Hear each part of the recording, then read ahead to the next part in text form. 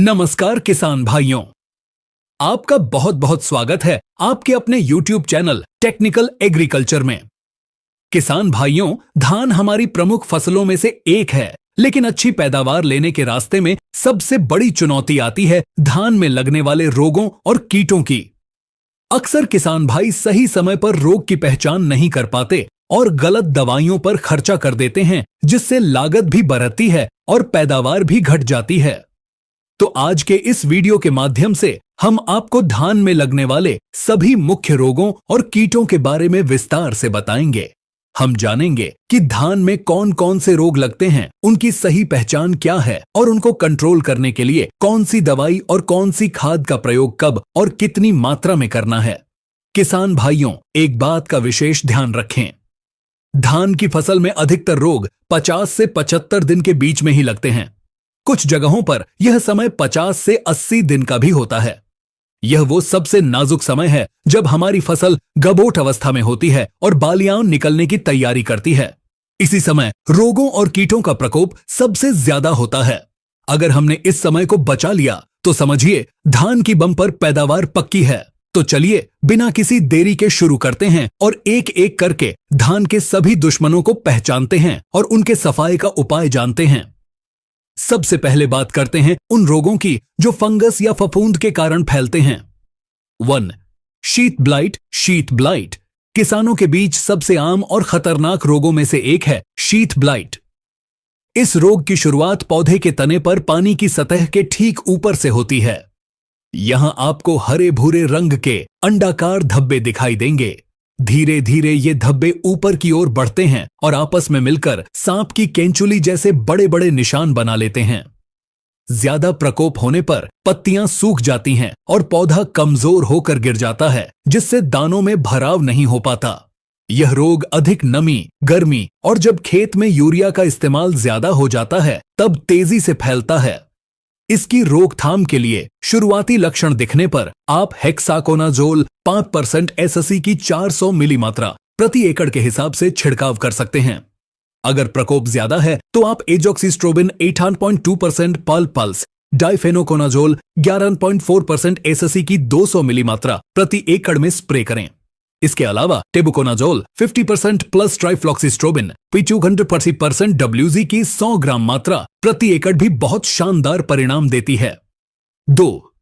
Blast या झोंका रोग। ब्लास्ट धान का दूसरा बड़ा दुश्मन है। ब्लास्ट, जिसे झोंका रोग भी कहते हैं, यह 3 तरह से वे हमला करता है: पत्तियों पर, तने की गांठों पर और बाली की गर्दन पर। सबसे पहले बात करते हैं पत्ती ब्लास्ट, लीफ ब्लास्ट की। इसकी शुरुआत पत्तियों पर छोटे छोटे नीले हरे रंग के धब्बों से होती है। बाद में ये धब्बे बड़े होकर आंख या नाव का आकार ले लेते हैं। इन धब्बों का बीच का हिस्सा राख के रंग का और किनारे गहरे भूरे रंग के होते हैं।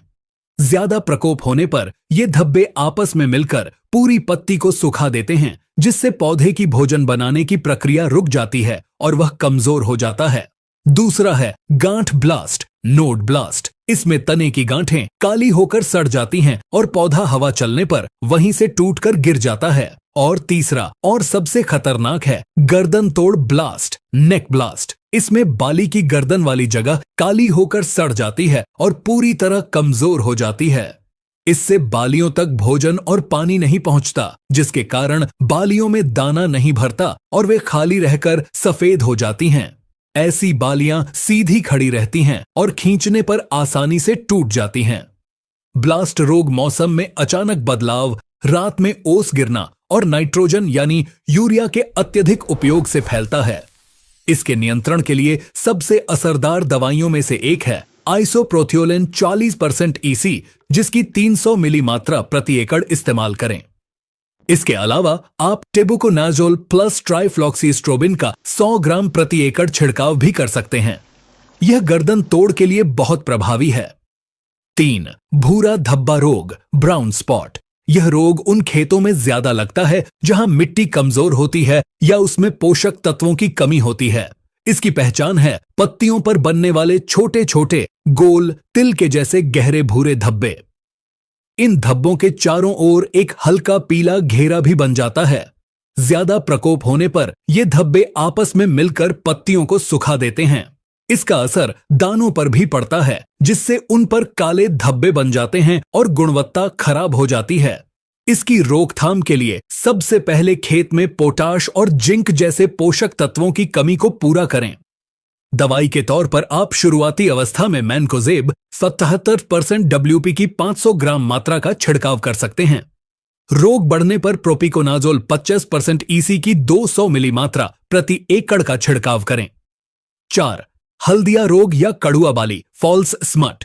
जब धान की बालियां निकलने लगती हैं, तब एक और रोग आता है जिसे हम हल्दिया रोग या फॉल्स स्मट कहते हैं। इसमें धान के कुछ दानों की जगह मखमली हरे पीले रंग के गोले बन जाते हैं। बाद में ये फटकर नारंगी और फिर काले पाउडर में बदल जाते हैं। इससे दानों की गुणवत्ता खराब हो जाती है और वजन कम हो जाता है।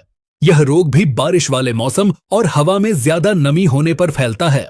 ध्यान रखें, इस रोग के लक्षण दिखने के बाद इसका नियंत्रण मुश्किल होता है, इसलिए इसका छिड़काव बालियां निकलने से ठीक पहले यानी गभोट अवस्था में ही करना चाहिए। इसके लिए आप प्रोपिकोनाजोल 25% EC की 200 मिली मात्रा या कॉपर ऑक्सीक्लोराइड 55% WP की 400 ग्राम मात्रा को प्रति एकड़ स्प्रे करें।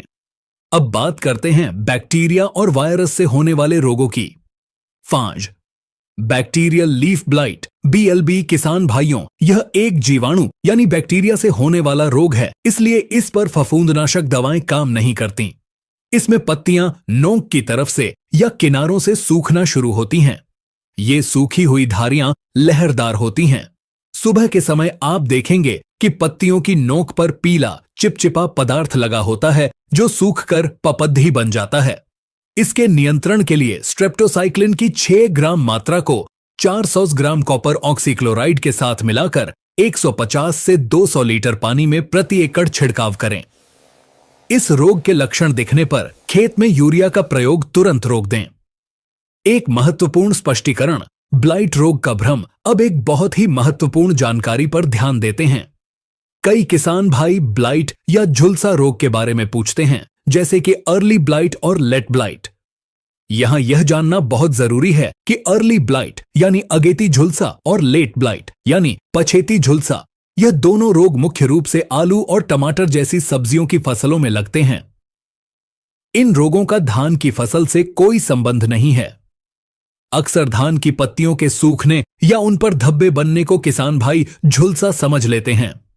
धान में जब पत्तियां ऊपर से या किनारों से सूखती हैं और झुलसी हुई दिखती हैं, तो उसका कारण अधिकतर बैक्टीरियल लीफ ब्लाइट BLB होता है, जिसकी पहचान लहरदार सूखी हुई धारियां हैं। या फिर यह ब्लास्ट रोग का गंभीर प्रकोप भी हो सकता है, जिसमें पत्तियों पर आंख के आकार के धब्बे बनते हैं। इसलिए अगर आपके धान में झुलसा जैसे लक्षण हैं, तो कृपया अर्ली या लेट ब्लाइट की दवा न ढूंढें, बल्कि यह पहचान करें कि आपकी फसल में बैक्टीरियल लीफ ब्लाइट है या फंगल ब्लास्ट, और उसी के अनुसार उन दवाइयों का प्रयोग करें जिनके बारे में हमने इस वीडियो में पहले ही विस्तार से बताया है। सही रोग की सही पहचान ही सही इलाज की पहली सीढ़ी है। चिक्स rice stripe virus. Rice stripe virus यह एक विषाणु यानी वायरस से होने वाला रोग है। वायरस जनित रोगों का कोई सीधा रासायनिक इलाज नहीं होता। यह रोग एक कीड़े, जिसे छोटा भूरा माहू कहते हैं, उसके द्वारा फैलता है। इसकी पहचान है कि नई निकलने वाली पत्तियों पर पीली या सफेद धारियां बन जाती हैं। पौधे की बढ़वार रुक जाती है, वह बौना रह जाता है और पत्तियां मुड़ जाती हैं। ऐसे पौधों में बालियां या तो निकलती नहीं हैं या फिर बहुत छोटी और खराब निकलती हैं। क्योंकि इसका कोई सीधा इलाज नहीं है, इसीलिए इसे फैलाने वाले कीड़े को नियंत्रित करना ही एकमात्र उपाय है। इसके लिए आपको भूरा माहू को नियंत्रित करने वाली कीटनाशकों जैसे पाइमेट्रोजिन 50% WZ की 120 ग्राम मात्रा का छिड़काव करना होगा। अब बात करते हैं पोषक तत्वों की कमी से होने वाली समस्या की। सावत खैरा रोग, खैरा डिजीज, यह कोई फंगस या बैक्टीरिया से होने वाला रोग नहीं है, बल्कि यह मिट्टी में जिंक की कमी से होता है। इसकी पहचान है कि निचली पत्तियों पर हल्के पीले या कत्थई रंग के धब्बे बनते हैं। पौधे की बढ़वार रुक जाती है और वह बौना रह जाता है। इसकी रोकथाम बहुत आसान है। लक्षण दिखने पर 5 किलोग्राम जिंक सल्फेट को 2.5 किलोग्राम बुझे हुए चूने के साथ या 20 किलोग्राम यूरिया के साथ मिलाकर प्रति एकड़ छिड़काव करें। अब बात करते हैं धान की फसल को नुकसान पहुंचाने वाले प्रमुख कीटों की। 8 तना छेदक स्टेम बोरर। यह धान का सबसे बड़ा कीट शत्रु है। इसकी सूंडी तने के अंदर घुसकर उसे खा जाती है। अगर इसका हमला कल्ले फूटने के समय होता है तो पौधे की बीच वाली पत्ती, जिसे गोब कहते हैं, सूख जाती है। इसे डेड हार्ट कहते हैं। अगर हमला बालियां निकलने के बाद होता है तो पूरी की पूरी बाली सूखकर सफेद हो जाती है और उसमें दाना नहीं भरता। इसे व्हाइट ईयर कहते हैं। इसकी रोकथाम के लिए रोपाई के 20-25 दिन बाद कारटाप हाइड्रोक्लोराइड 4% जी की 7-8 किलोग्राम मात्रा या फिप्रोनिल 0.3% GR की 8-10 किलोग्राम मात्रा प्रति एकड़ खेत में डालें। खड़ी फसल में प्रकोप होने पर क्लोरेंट्रानिलिप्रोल 1805% SSE की 60 मिली मात्रा प्रति एकड़ का छिड़काव करें। 9 पत्ती लपेटक लीफ फोल्डर। इस कीट की सूंडी पत्ती के दोनों किनारों को रेशम से लपेटकर अंदर छिप जाती है और पत्ती के हरे पदार्थ को खुरच कर खाती है, जिससे पत्तियों पर सफेद धारियां बन जाती हैं। खेत में आपको पत्तियां मुद्दी हुई या लिपटी हुई दिखाई देंगी। इसके नियंत्रण के लिए आप कारटाप हाइड्रोक्लोराइड 4% SP की 200 ग्राम मात्रा या इमामेक्टिन बेंजोएट 5% SG की 100 ग्राम मात्रा प्रति एकड़ का छिड़काव कर सकते हैं। डंज भूरा माहू या BPH ब्राउन प्लांट हॉपर। यह कीट पौधे के तने पर पानी की सतह के पास झुंड में पाया जाता है और पौधे का रस चूसता है। इसके प्रकोप से पौधे पीले पड़कर सूखने लगते हैं और खेत में जगह जगह गोल गोल घेरों में फसल सूखी हुई दिखती है, जिसे हॉपर बर्न कहते हैं। छिड़काव करते समय ध्यान दें कि नोजल पौधे के निचले हिस्से यानी तने की तरफ हो। इसके नियंत्रण के लिए पाइमेट्रोजिन 25% WZ की 120 ग्राम मात्रा या डाइनोटिफ्यूरान 20% SG की 80 ग्राम मात्रा प्रति एकड़ बहुत प्रभावी है।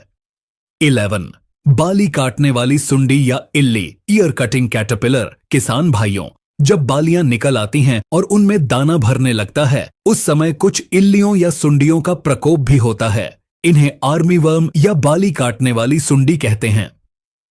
ये सुंडियां रात के समय निकलती हैं और बाली की गर्दन को काट देती हैं, जिससे पूरी बाली कटकर खेत में गिर जाती है और भारी नुकसान होता है।